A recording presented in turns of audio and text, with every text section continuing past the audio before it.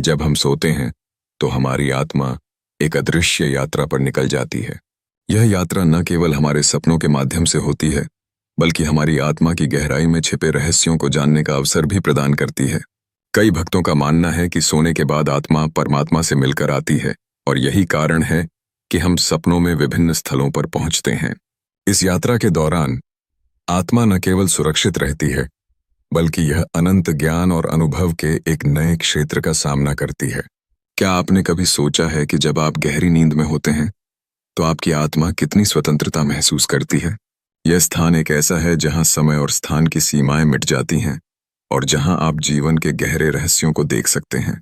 आत्मा वहां गहराई से सोचती है, नई ऊर्जा प्राप्त करती है और अपने स्वाभाविक अस्तित्व की पहचान करती है। हालांकि यदि कोई आत्मा को बांधने का प्रयास करें तो क्या होगा? यह विचार हमें यह स्पष्ट करता है कि आत्मा को कोई भी बंधन नहीं रोक सकता। भगवान श्री कृष्ण भी बताते हैं कि आत्मा अमर है और उसे कोई भी भौतिक वस्तु या बंधन प्रभावित नहीं कर सकता। इस दृष्टिकोण से हमें अपने अस्तित्व के मूल तत्वों को समझना चाहिए। बहुत से भक्त सोचते हैं कि आत्मा की यात्रा से हमें सपनों में अनुभवी प्रेरणाएं प्राप्त होती हैं। ये प्रेरणाएं हमें जीवन के विभिन्न निर्णय लेने में सहायता करती हैं। क्या आप जानते हैं कि कुछ सपने हमें चेतावनी देते हैं, जबकि कुछ हमें नई दिशाओं की ओर प्रेरित करते हैं? आखिरकार सोने के बाद आत्मा की यात्रा केवल एक क्षणिक अनुभव नहीं है। यह हमारी आत्मा के विकास का एक अनिवार्य हिस्सा है, जो हमें अपने अस्तित्व के गहरे रहस्यों से जोड़ता है। हमें ध्यान देना चाहिए कि यह यात्रा केवल व्यक्तिगत नहीं है, बल्कि हम सबकी आत्माएं एक दूसरे से जुड़ी हैं। संक्षेप में, आत्मा का यह रहस्य हर व्यक्ति के लिए महत्वपूर्ण है और हमें इसे समझने के लिए एक गहरी सोच की आवश्यकता है। सपनों का मनोविज्ञान मानव जीवन का एक रहस्यमयी पहलू रहा है, जो न केवल दार्शनिकों बल्कि वैज्ञानिकों और मनोचिकित्सकों की भी जिज्ञासा का केंद्र है। जब हम गहरी नींद में होते हैं, तब सपना देखने की प्रक्रिया शुरू होती है। इस समय हमारी आत्मा का क्या होता है? ये प्रश्न हमारे अंतर्मन में अनेक विचार उत्पन्न करता है। क्या आत्मा हमारे शरीर में स्थिर रहती है या वह किसी अन्य लोक की यात्रा पर निकल जाती है? यह प्रश्न हमेशा से शोध और चर्चा का विषय बना हुआ है। जब आत्मा के विषय की बात आती है तो लोगों की उत्सुकता और बढ़ जाती है। अधिकतर लोग साधु संतों के पास जाकर आत्मा की प्रकृति और उसके गंतव्य के बारे में जानकारी हासिल करने का प्रयास करते हैं। वे जानना चाहते हैं कि आत्मा क्या होती है, और इसकी गहराई को समझने के लिए वे अनेक स्रोतों का सहारा लेते हैं। विभिन्न धार्मिक ग्रंथों और संतों के विचारों में इस विषय पर अनेक दृष्टिकोण हैं, जिनसे आत्मा को बेहतर समझने में मदद मिलती है। भगवान श्री कृष्ण ने गीता में आत्मा के अमर होने की बात कही है। उन्होंने स्पष्ट किया है कि आत्मा शरीर के विभिन्न अवस्थाओं के बावजूद अदृश्य रहती है। जब हमारा शरीर सोता है, तब आत्मा अपने अस्तित्व को बनाए रखती है। यह एक अद्वितीय संबंध है, जिसमें आत्मा और शरीर के बीच एक गहरा रिश्ता होता है। श्री कृष्ण के अनुसार आत्मा अजर और अमर होती है, और इस ज्ञान के प्रकाश में हम अपने अस्तित्व और जीवन के सच्चे अर्थ को समझ सकते हैं। इसलिए जब हम सपनों का ज्ञान प्राप्त करने की कोशिश करते हैं, तो हमें आत्मा की शाश्वतता को समझना चाहिए। सपने एक माध्यम है जिनके जरिए आत्मा की यात्रा के संकेत मिलते हैं। वे हमारे अंतर्मन की गहराइयों से जुड़े होते हैं, जो हमें हमारी पहचान और अस्तित्व के बारे में नई दृष्टिकोण प्रदान करते हैं। सपने हमें आत्मा के रहस्यों को जानने का एक अवसर देते हैं, जिससे हम अपने जीवन को गहराई से समझ सकते हैं। जीवन की अनवरत प्रतिछाया में सपने और नींद दोनों मन की गहराइयों की गतिविधियों का प्रतिबिंब होते हैं। गीता हमें यह सिखाती है कि मानवीय मन की अवस्थाएं निरंतर बदलती रहती हैं, लेकिन आत्मा शाश्वत और अचल है।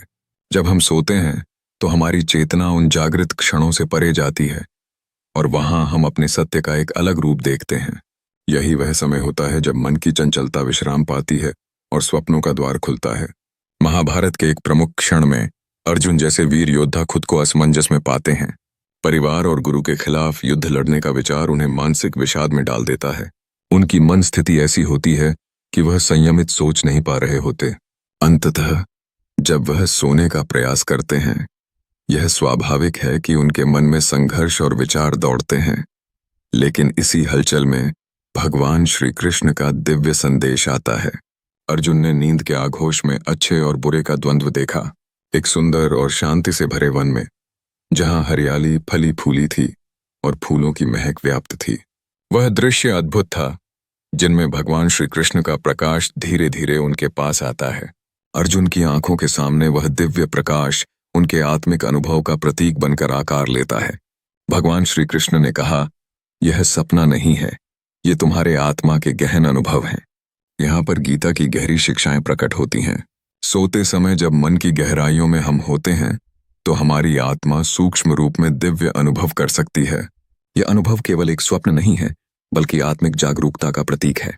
इसलिए जब हम सोते हैं तो हमें अपने सपनों को समझना चाहिए, क्योंकि वे हमारे भीतर की शुद्धता का परिचायक होते हैं। इस प्रकार गीता ने हमें यह सिखाया है कि हमारी आत्मा की शुद्धता को बनाए रखना महत्वपूर्ण है। जब भी मन में द्वंद्व उत्पन्न होता है, तब आत्मा का अनुभव और गहरी सोच हमें सही पथ पर ले जाती है। जीवन का सच्चा उद्देश्य अपने अंदर की शांति और आत्मा की सच्चाई को पहचानना है।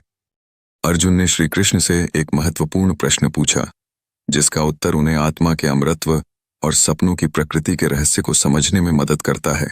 जब व्यक्ति सोता है, उसकी आत्मा अपने भौतिक शरीर से अलग जाती है, लेकिन यह पूर्ण स्वतंत्रता का अनुभव नहीं करती।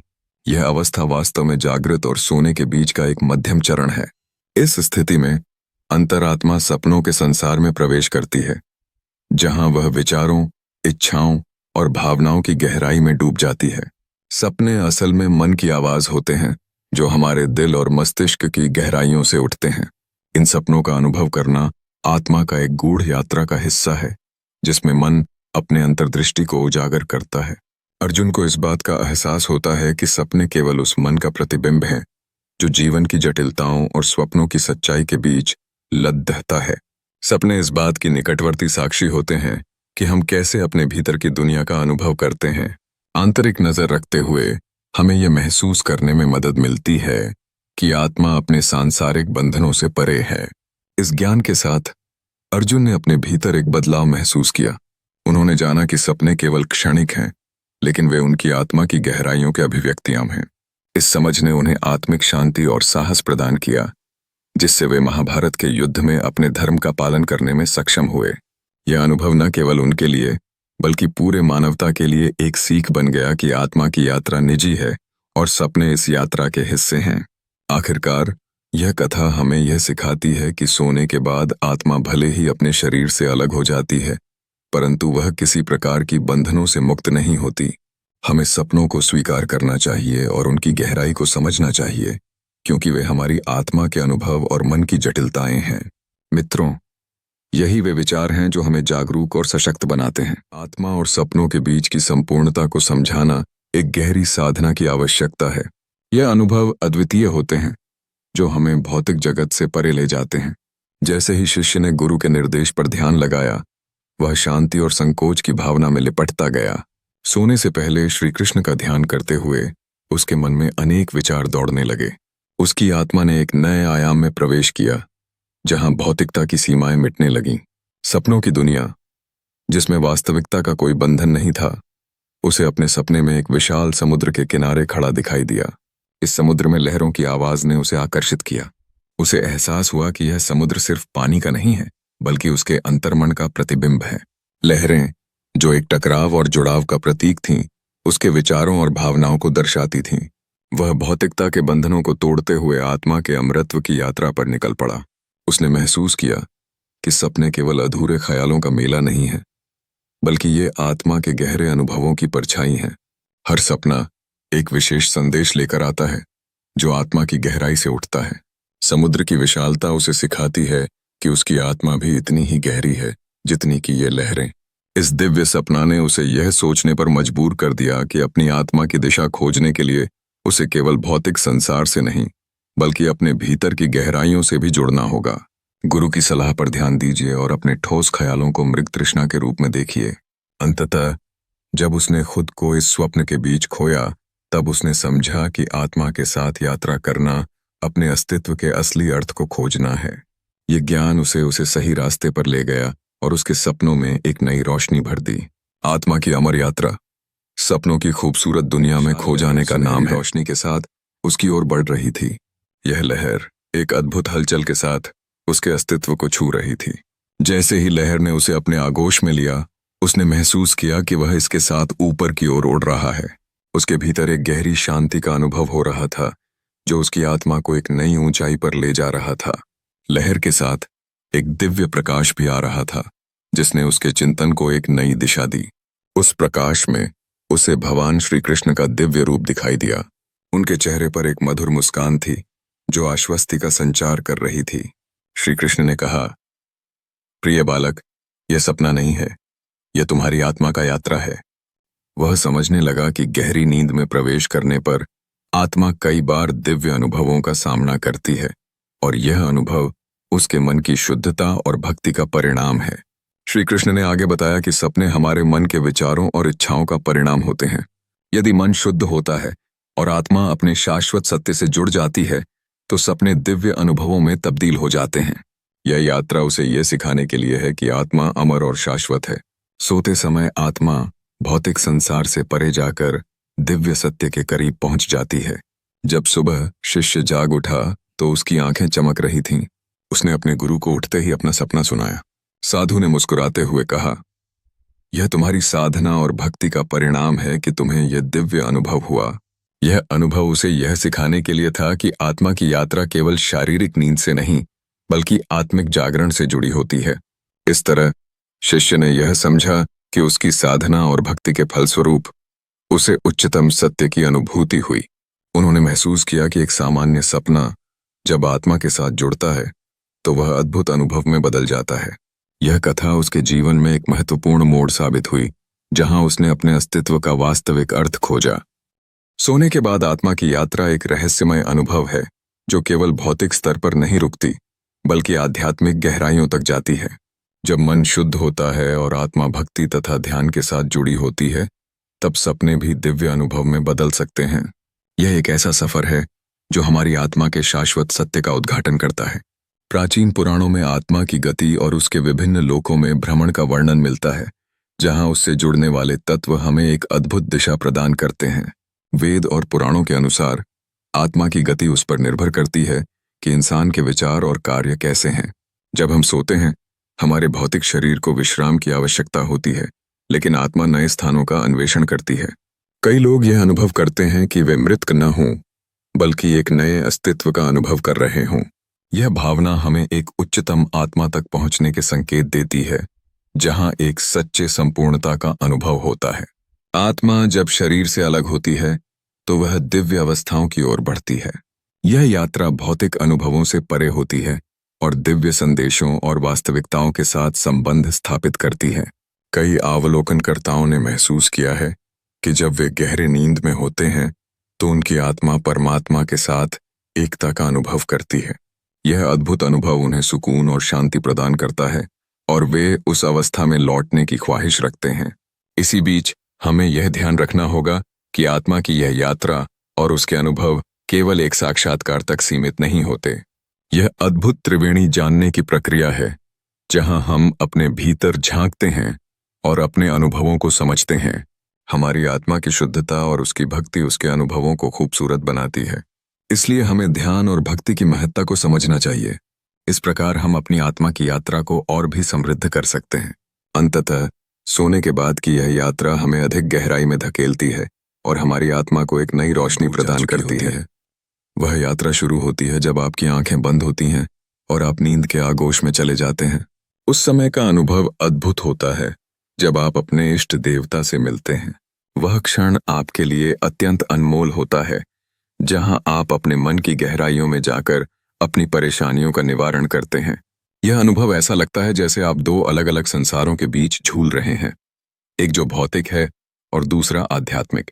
आपकी आत्मा उस समय परमात्मा से मिलती है जिससे आपका शरीर, मन और आत्मा पूरी तरह से शुद्ध होता है। सोने का यह क्षण, जिसे हम दूसरी मौत कहते हैं, आपको इस बात की अनुभूति करवाता है कि आपकी आत्मा का असली कार्य क्या है।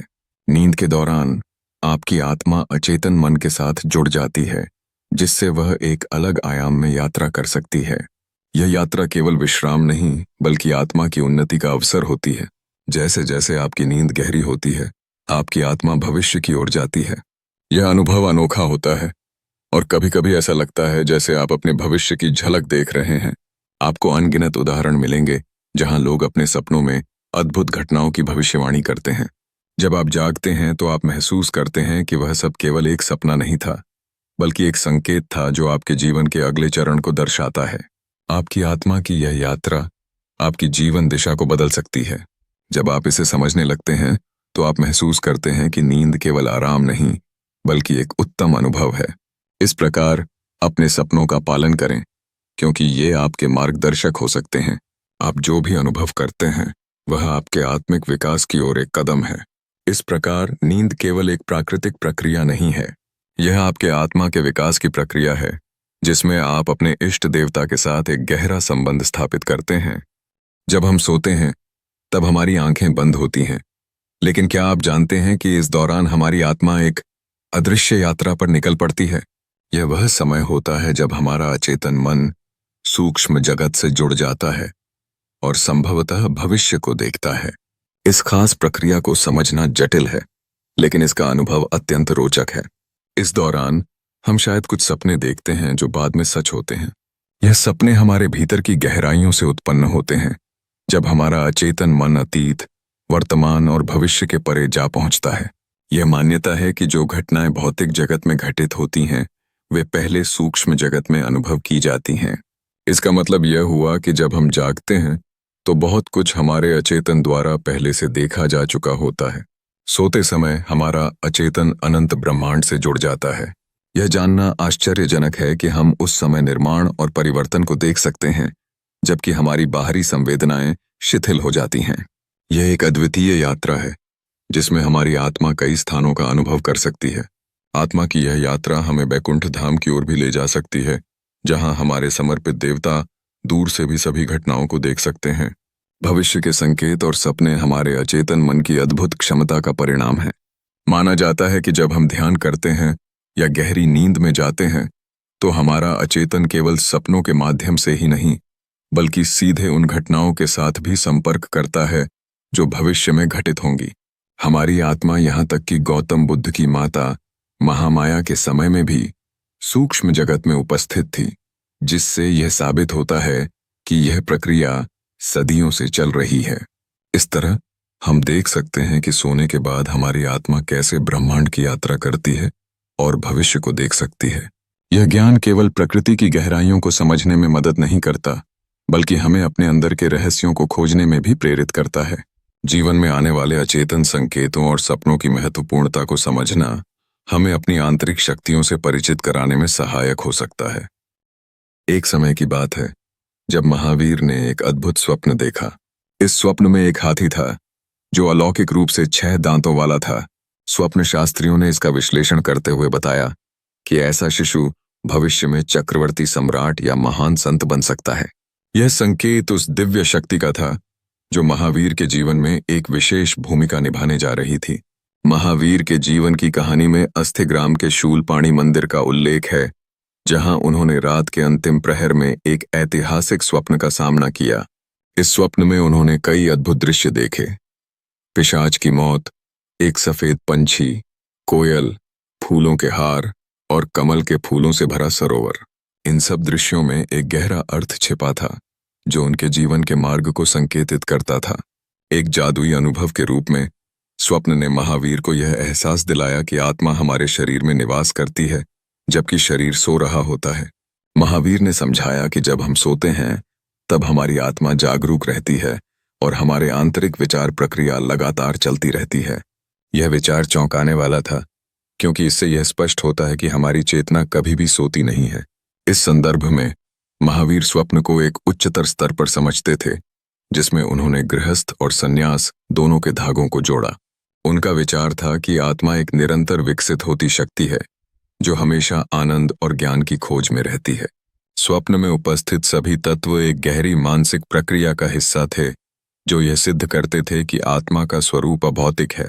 आज विज्ञान भी इस विषय पर गहन खोज कर रहा है। जीवन के इस रहस्य को समझने के लिए हमें यह जानना होगा कि आत्मा और शरीर के बीच की वह पारखी धारा क्या है जो हमें जागरूकता और मानसिक विकास की ओर ले जाती है। महावीर की यह दृष्टि आज हमारी मानसिकता को विकसित करने में मदद कर सकती है, जिससे हमें अपने भीतर की शक्ति पहचानने का अवसर मिलता है। इस प्रकार महावीर का स्वप्न केवल एक व्यक्तिगत अनुभव नहीं था, बल्कि यह सभी के लिए एक जागरूकता का संदेश था। आत्मा का यह अद्वितीय स्वरूप हमें जीवन के गूढ़ रहस्यों से परिचित कराता है और हमें सिखाता है कि अंततः हमारे शरीर की सीमाएं नहीं, बल्कि हमारे विचार और संवेदनाएं ही हमें परिभाषित करती हैं। गहन धार्मिक और दार्शनिक विषय है जिसका अनुसरण विभिन्न संस्कृतियों और विश्वास प्रणालियों द्वारा किया गया है। हिंदू धर्म में इसे विशेष रूप से महत्व दिया जाता है, जहां विश्वास किया जाता है कि आत्मा जन्म और मृत्यु के चक्र से गुजरती रहती है। यह चक्र, जिसे संसार या संसार कहा जाता है, जीवन के अनुभवों का एक सिलसिला है और इसमें आत्मा के कर्मों का महत्व बहुत बड़ा है। जब आत्मा एक शरीर छोड़ती है तो वह अगले जन्म के लिए एक नया आवास खोजती है। यह यात्रा आत्मा के कर्मों के आधार पर होती है। यदि किसी ने अपने पूर्व जन्मों में अच्छे कर्म किए हैं तो उसे आगे बढ़ने और सुखद परिस्थितियों में जन्म लेने का अवसर मिलता है। उदाहरण के लिए, एक आत्मा जो प्रेम, करुणा और दया के साथ जीती है, उसे संभवतः एक समृद्ध और खुशहाल स्थिति में जन्म मिलेगा। विपरीत परिस्थितियों में एक आत्मा जो बुरे कर्मों में लिप्त रही है, कठिन परिस्थितियों का सामना कर सकती है। ऐसे व्यक्ति को संघर्ष, दुख या परेशानी का अनुभव करना पड़ सकता है। यह कर्मों की गणना नहीं होती है, बल्कि इसका उद्देश्य आत्मा को उन सबक को सीखने में मदद करना है जो उसके विकास के लिए आवश्यक है। यह प्रक्रिया आंतरिक विकास की ओर मार्गदर्शित करती है। आत्मा की यात्रा के अंतिम गंतव्य की चर्चा की जाती है जब मोक्ष या निर्वाण की बात की जाती है। यह एक ऐसा बिंदु है जब आत्मा जन्म और मृत्यु के चक्र से मुक्त हो जाती है। इस स्थिति में आत्मा परमात्मा के साथ एकाकार होती है, जो अंतिम हकीकत मानी जाती है। इसलिए जीवन के अनुभवों से प्राप्त करने वाले सबक ही आत्मा के लिए एक नए प्रारंभ को परिभाषित करते हैं। इस प्रकार आत्मा की यात्रा और पुनर्जन्म का यह सिद्धांत जीवन के गहरे अर्थ और उद्देश्य को समझने में हमारी मदद करता है। यह प्रभावित करता है कि हम किस तरह से अपने वर्तमान जीवन के कर्म का मूल्यांकन करते हैं और हमें कैसे जीना चाहिए। इस मान्यता का अनुसरण करते हुए हम न केवल अपने कर्मों को सुधारने का प्रयास करते हैं, बल्कि समस्त जीवों के प्रति करुणा और प्रेम का भाव भी विकसित करते हैं। दार्शनिक मान्यताएं हमारे जीवन के गहरे प्रश्नों का सामना करती हैं, विशेषकर हिंदू धर्म, जैन धर्म और बौद्ध धर्म में, जहां आत्मा की अमरता और पुनर्जन्म का विचार महत्वपूर्ण है। हिंदू धर्म में आत्मा को शाश्वत मानते हुए इसका जन्म और मृत्यु के चक्र में घूमना दर्शाया गया है। जब एक व्यक्ति मृत्यु को प्राप्त करता है तो उसकी आत्मा शरीर को छोड़कर नए शरीर में प्रवेश करती है। यह प्रक्रिया पुनर्जन्म कहलाती है। प्रत्येक क्रमशः जीवन के अनुभवों और कर्मों के परिणाम स्वरूप आत्मा की यात्रा अनंत होती है। सपनों का दार्शनिक महत्व भी इसी आत्मा के प्रक्रिया से जुड़ा हुआ है। कई मान्यताओं के अनुसार सपने हमारी आत्मा के गहरे स्तरों के अनुभव का प्रतिबिंब होते हैं। हम अपने पिछले जन्मों के अनुभव, अधूरी इच्छाएं या भविष्य के संकेत सपनों में देख सकते हैं। ऐसे सपने हमें आत्मा की यात्रा और उसके ज्ञान का एक नया दृष्टिकोण प्रदान करते हैं। इन सपनों के माध्यम से आत्मा अपने विभिन्न अनुभवों को समझती है और उन्हें संसाधित करती है। विज्ञान भी सपनों पर जांच पड़ताल करता है और कई शोधों से यह स्पष्ट हुआ है कि सपने हमारे मस्तिष्क की गतिविधियों का परिणाम होते हैं। जब हम सोते हैं तो हमारे मस्तिष्क का कार्य विभिन्न विचारों, स्मृतियों और अनुभवों को एकत्र कर उनके अंतर्ज्ञान का एक गुच्छा बनाना है। REM, rapid eye movement. Sleep के दौरान मस्तिष्क की गतिविधियां अधिकतम होती हैं, जिससे आए सपने हमें गहरी अनुभूतियों का अनुभव देते हैं। सपने न केवल हमारे अंतर्मन के स्वप्न होते हैं, बल्कि हमारे दैनिक जीवन की घटनाओं, तनाव, इच्छाओं और भावनाओं का भी एक प्रतिबिंब बनते हैं। ऐसे में ये सपने मन की दास्तान होते हैं, जो हमें बताती हैं कि हम क्या महसूस कर रहे हैं या क्या चाहते हैं। जब हम सपनों पर विचार करते हैं तो हम आत्मा और मस्तिष्क के बीच की जटिलता को समझते हैं। यह हमें अपने भीतर की दुनिया के प्रति एक नई जागरूकता देता है और हम समझ पाते हैं कि यह बाहरी अनुभवों के मुकाबले हमारी आंतरिक यात्रा कितनी महत्वपूर्ण है। नींद एक ऐसा अवस्था है जहां शरीर विश्राम करता है, लेकिन आत्मा एक सूक्ष्म यात्रा पर होती है। यह स्थिति न केवल शारीरिक थकावट को दूर करने की प्रक्रिया है, बल्कि मानसिक स्तर पर भी गहरी समझ और अनुभव का नया आयाम प्रस्तुत करती है। हम सभी ने कभी न कभी सपने देखे हैं, लेकिन क्या हम जानते हैं कि ये सपने हमारे मन और मस्तिष्क की गहरी प्रक्रियाओं का परिणाम है? धार्मिक दृष्टिकोण से देखा जाए तो सपनों को आत्मा और मन की गहरी यात्रा माना जाता है। यह एक यात्रा है जो हमें हमारे अंदर की गहराइयों में ले जाती है। हमारे सपनों में दिखने वाले दृश्य और घटनाएं हमारी इच्छाएं, भय और आकांक्षाओं का प्रतिबिंब होते हैं। श्री कृष्ण ने भगवत गीता में आत्मा की स्थिति और गुण के बारे में विस्तार से बताया है, जो इस यात्रा को समझने में मदद करते हैं। विज्ञान की दृष्टि से सपने मस्तिष्क की गतिविधियों का परिणाम है। नींद के दौरान हमारा मस्तिष्क विभिन्न प्रकार के डेटा को प्रोसेस करता है और विचारों का पुनर्गठन करता है। यह प्रक्रिया न केवल हमारे मानसिक स्वास्थ्य के लिए आवश्यक है, बल्कि यह सीखने और याददाश्त में भी सहायता करती है। सपना देखना एक प्राकृतिक प्रक्रिया है जो मस्तिष्क के कार्यों और भावनाओं को एकीकृत करने का अवसर प्रदान करती है। भगवद गीता के दूसरे अध्याय में श्री कृष्ण ने आत्मा की अमरता के बारे में बताया है। उन्होंने अर्जुन को समझाया कि आत्मा ना तो जन्म लेती है और न ही मरती। यह हमेशा से रही है और हमेशा रहेगी। यह केवल एक शरीर को छोड़कर एक नए शरीर में प्रवेश करती है। श्री कृष्ण ने कहा है, न जायते म्रियते व कदाच, अर्थात आत्मा कभी जन्म नहीं लेती और न ही मरती है। यह एक गूढ़ सत्य है जो हमें आत्मा की शाश्वतता के प्रति जागरूक करता है। इस प्रकार नींद और सपनों की प्रक्रियाएं न केवल शारीरिक विश्राम का साधन है, बल्कि ये आत्मा की यात्रा और मानसिक स्वास्थ्य के लिए भी आवश्यक हैं। श्री कृष्ण द्वारा दिए गए उपदेशों के माध्यम से हम आत्मा की प्रकृति और उसके गूढ़ रहस्यों का ज्ञान प्राप्त कर सकते हैं। सपने एक द्वार हैं जो हमें हमारी भीतर की यात्रा पर ले जाते हैं, हमें आत्मा की अमरता का एहसास कराते हैं। स्वप्न एक अद्भुत यात्रा है जो आत्मा को गहरे अनुभवों में ले जाती है। बृहदारण्यक उपनिषद में उल्लेख किया गया है कि जब व्यक्ति सोता है तब उसकी आत्मा 3 अवस्थाओं में एक में प्रवेश करती है: जागृत अवस्था, स्वप्न अवस्था और सुषुप्ति। स्वप्न अवस्था में आत्मा शरीर से अलग होकर सूक्ष्म संसार की यात्रा करती है। यह अवस्था उन व्यवसायों और इच्छाओं को दर्शाती है जो जागृत अवस्था में अधूरे रह गए थे, जैसे कि किसी के मन में दबे हुए सपने। आध्यात्मिक दृष्टिकोण से स्वप्न अवस्था मानव की अंतर्निहित इच्छाओं और चिंताओं का अदृश्य प्रतिबिंब है। उपनिषदों के अनुसार ये स्वप्न संकेत देते हैं कि आत्मा अभी भी सांसारिक इच्छाओं से बंधी हुई है। जब भी हम सोते हैं तब मन इंद्रियों के साथ मिलकर जटिलता में उतरता है और विभिन्न अनुभवों को संचित करता है, जिससे हमें स्वप्नों के रूप में यह सब देखने को मिलता है। महाभारत और रामायण जैसे प्राचीन ग्रंथों में स्वप्नों को महत्वपूर्ण घटनाओं के संकेत के रूप में देखा गया है। उदाहरण के लिए, महाभारत में धृतराष्ट्र ने संजय से अपने द्वारा देखे गए सपनों के अर्थ के बारे में पूछा था। इन सपनों में भविष्य की घटनाओं का संकेत होता है जो बाद में युद्ध के दौरान घटित हुए। इस प्रकार स्वप्न को भविष्यवाणी के रूप में भी देखा जाता है। अनेक पुराणों में स्वप्नों को दैवीय संकेत और आत्मा की सूक्ष्म यात्रा का प्रतीक माना गया है।